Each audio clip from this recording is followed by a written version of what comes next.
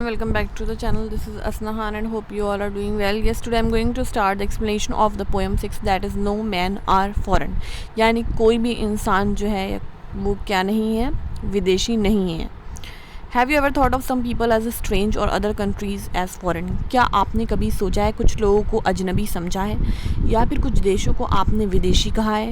We have many ways of thinking of other people as different from us as them. हमारे पास कई तरीके हैं जिसकी वजह से या जिन तरीक़ों से हम जो है औरों को अपने आप से अलग पाते हैं और लोगों को विदेशी समझते हैं और या फिर उन्हें अलग कहते हैं. They may belong to a different country और स्पीक आ डिफरेंट लैंग्वेज. हो सकता है वो किसी और देश से बिलोंग करते हों, कोई और लैंग्वेज बोलते हों या कोई और भाषा बोलते हूँ. In this poem however the poet reminders of the many ways in which we are all the same. But इस कविता में जो कवि हैं वो हमें ऐसी बहुत सी बातें याद दिलाना चाहते हैं और बताना चाहते हैं कि हम सब जो हैं वो एक ही हैं, अलग नहीं हैं. For we are all human. आखिर हम सब क्या हैं? इंसान हैं, ह्यूमन हैं, मनुष्य हैं. Remember, no man are strange, no country foreign. Beneath all uniforms, a single body breathes like us. The land our brothers walk upon is earth like this in which we all shall die. कह रहे हैं कवि कि याद करिए कोई भी जो इंसान है वो स्ट्रेंज यानी अजनबी नहीं है, कोई कंट्री फॉरेन यानी विदेशी नहीं है. हर कुछ जो है हम सब यूनिफॉर्म है, हम सब की बॉडी सेम टाइप की है. एक सिंगल बॉडी हम सब के पास है और हम सब सांस लेते हैं. ठीक है. The land our brothers walk upon, जैसे हम जिस लैंड पर चलते हैं, जिस अर्थ पर चलते हैं, उसी ज़मीन पे वो भी चलते हैं. क्योंकि अर्थ तो हर जगह है ना. हम कितनी भी लैंड को डिवाइड कर दें बट अर्थ क्या है? अर्थ तो सिंगल है और इसी के अंदर हम सबको जाना है, मरना है, इस मिट्टी में मिल जाना है. In which we all shall lie. They too aware of sun and air and water are fed by peaceful harvest, by war's long winter starved. Their hands are ours and in their lines we read a labor not different from our own. कह रहे हैं यहाँ पे कि उनके पास भी सन है, उनके पास भी हवा है, उनके पास भी पानी है. ठीक है. तो ये सब सर्वाइवल की चीज़ें हमारे पास भी है, उनके पास भी. क्यों? क्योंकि ऊपर वाले ने कोई भेदभाव नहीं करा. जो हमें चीज़ दी है वही उनको दी है. और वो सब भी जब खुश होते हैं तो बहुत अच्छी अच्छी चीज़ें खाते हैं जो कि उन्हें खेती से मिलती है. और जब कहीं पे वार होता है तो जैसे हम परेशान होते हैं तो वो भी परेशान होते हैं. और वार उनके लिए भी कैसा होता है? विंटर स्टाफ, जब खाना कम मिलता है विंटर में या अच्छे से नहीं होता है तो सेम कंडीशन उनकी भी होती है अगर वार होता है. जैसे हमारे हाथ हैं उनके भी हैं, हमारी तरह ही, अलग नहीं है.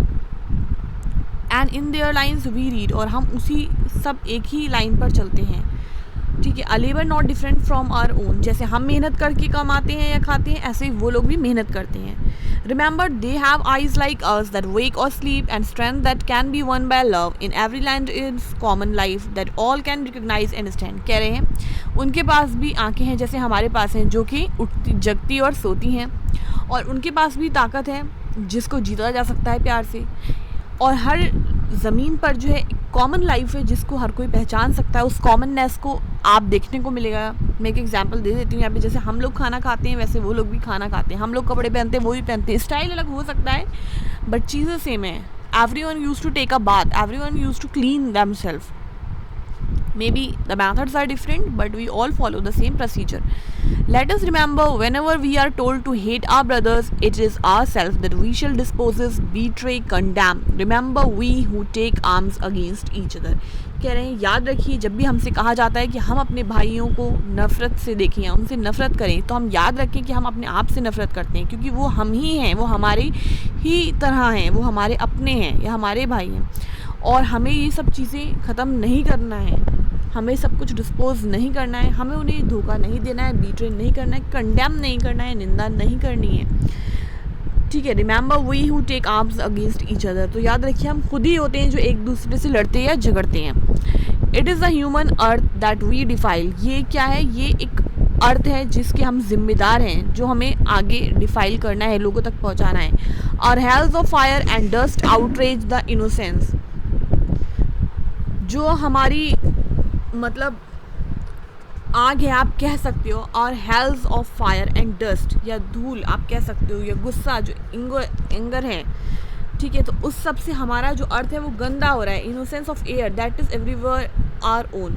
क्योंकि हवा भी जो है हमारे यहाँ सबकी एक सी है, अपनी है। Remember, no man are foreign and no country is strange. और याद रखिए, कोई भी इंसान फॉरेन नहीं है और कोई भी कंट्री जो है वो हमारे लिए अजनबी नहीं है। सो एक यूनिटी का मैसेज दिया गया है इस पोएम के थ्रू। तो पोइट ने बहुत अच्छा लिखा है, बहुत अच्छी तरीके से समझाने की कोशिश करी है। The poet is James Kirkup. Very commendable work he has done in this poem.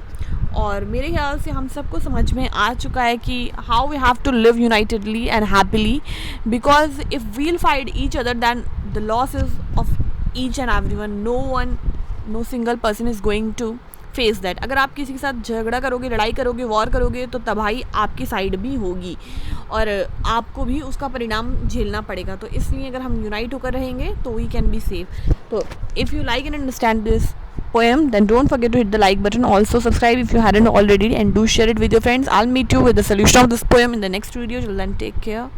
Bye bye.